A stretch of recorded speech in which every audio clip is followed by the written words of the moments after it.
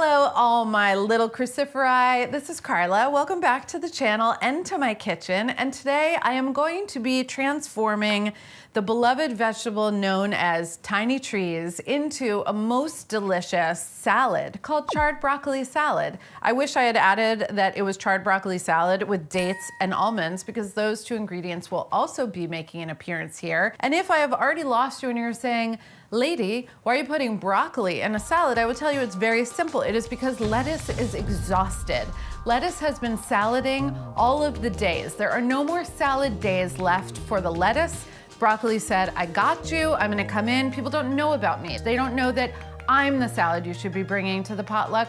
I'm the salad you should be making ahead for your party. It is me, it is I, broccoli. I'm gonna celebrate that today. I'm gonna add salty things. I'm gonna add a little sassy, sweet and sour dressing, and it's gonna be new and fun and different and healthy and green and all yours. It's all for you.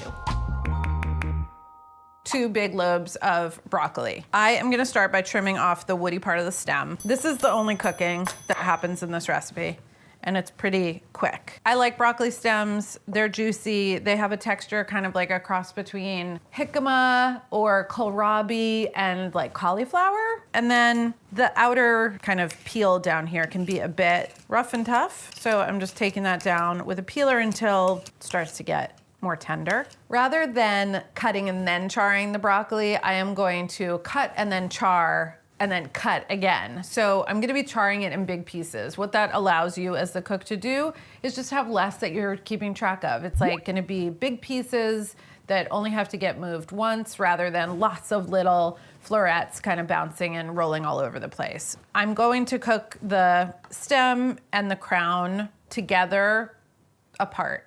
And this way I'm creating flat sides, which are just gonna stay face down in the skillet, and that's where the char is gonna get picked up. So same thing on the crown. And you just wanna go straight through the middle, separating it into 2 lobes, and you'll get char all over trunk and the branches. If my head of broccoli was like super honkin' large, or if you were doing this recipe with cauliflower, which you 100% should and could, I would take it into quarters just to create more surface area. But now these are ready to go into a hot skillet and pick up some deep, dark, delicious color. I have my largest cast iron skillet. I'm going over medium high. If you have a cast iron skillet that isn't big enough to hold all the pieces of broccoli, just do it in batches. You just don't want to pile them on top of each other. So while this is warming up, these are just getting salt and pepper. That was a lesson in the least efficient way to season broccoli ever. Now that my pan is hot, I am going to use a little bit of extra virgin olive oil. It's about to start smoking, so I know it's really hot. Broccoli is gonna go in. So now that everybody's in, very happy, everybody fit. This is gonna take 4 or 5 minutes. Like charring and burning are slightly different. Charring is like deep brown, but not yet black, but right on the edge. And like talking to the black hole of burnedness, but stopping right before. We're dancing at the edge of darkness is what we're doing. Part of what's happening here is that steam is getting released because the broccoli stem is heating up, so you're seeing steam is actually tenderizing the thickest part of the broccoli while the underside is getting charred. It's both.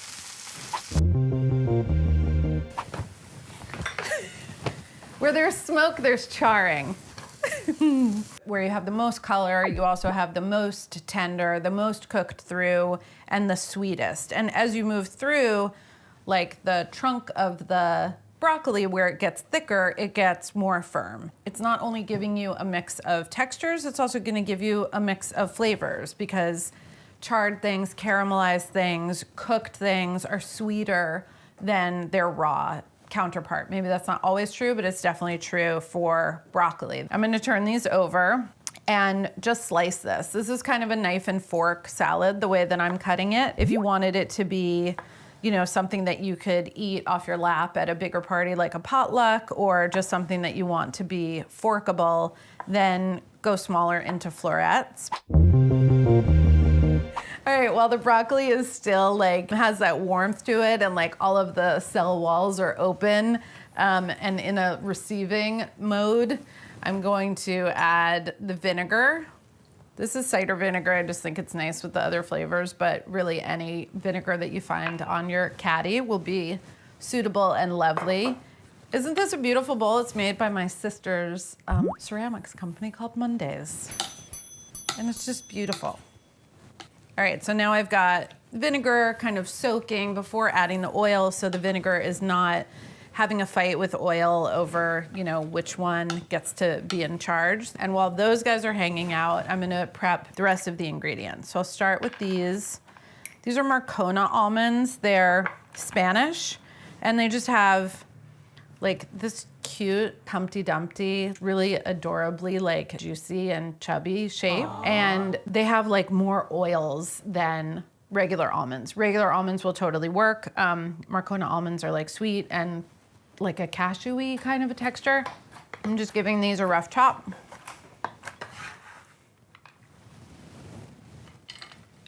Next up, the medjool date. I'm on record as like, I guess at this point, I'm a champion of dried fruits, including dates.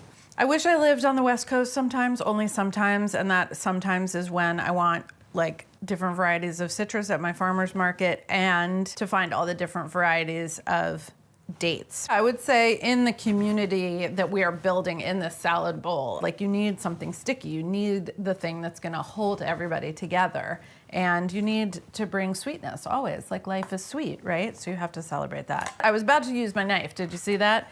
But instead, I'm gonna use shears, which I've learned over the years is just a really easy way to cut through sticky stuff and it doesn't stick to the blades. And it's like so convenient and fast. Look at how fast it is. Shears are great for so many things. Cutting up pizza when you have small children, cutting tomatoes when they're still in the can, like whole peeled tomatoes, you can go like that. Cutting backbones out of chickens, obviously.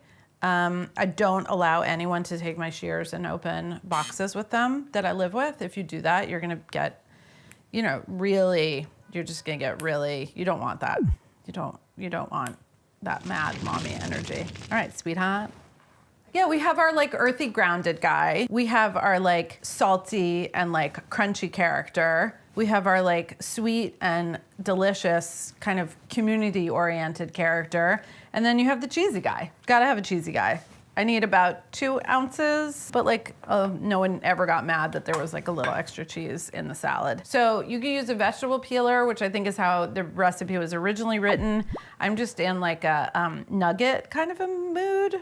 And this is a nice to aged cheddar, so I'm just gonna break it up into little craggy pieces. Parmesan would be like totally incredible in this. I think an aged Gouda would be really, really good. I'm not a huge smoked Gouda person, but if you are, that's okay. Oh, Manchego would be so good in this with the dates and the almonds. It like totally goes.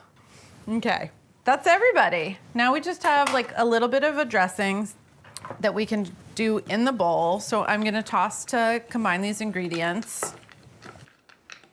And eyeballing about a teaspoon of honey. Obviously, this is like picking up on the sweetness of the dates. It's balancing out that broccoli-ish, cruciferous, vegetal, deep, dark, charred flavor of the broccoli. A bit of olive oil to carry all of these flavors from one friend to another.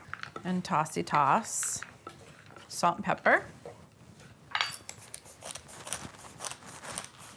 So like most salads that you would bring to a potluck, you wouldn't dress them until you got where you were going. And this salad is an exception. It's just gonna get better the longer it sits and all of the flavors are gonna marry. It'll kind of marinate in there and just get more and more delicious. Nobody's gonna wilt. The key thing with this salad actually is I'm taking bites of the broccoli to make sure that it's seasoned. But the beauty of eating it is getting a piece of date, a piece of broccoli, a nugget of cheese, like perfectly dressed all together in one bite. Like that is the full balance. That is the total spectrum.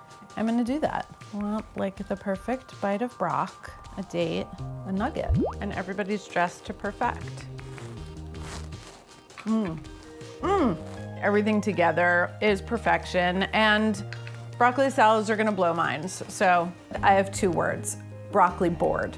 Call me. We've been doing it wrong. Broccoli wants to be salad. We're rebranding, we're drilling down, we're reinventing, and we're celebrating. So call me, DM me, broccoli board, if you're out there. We can make magic together.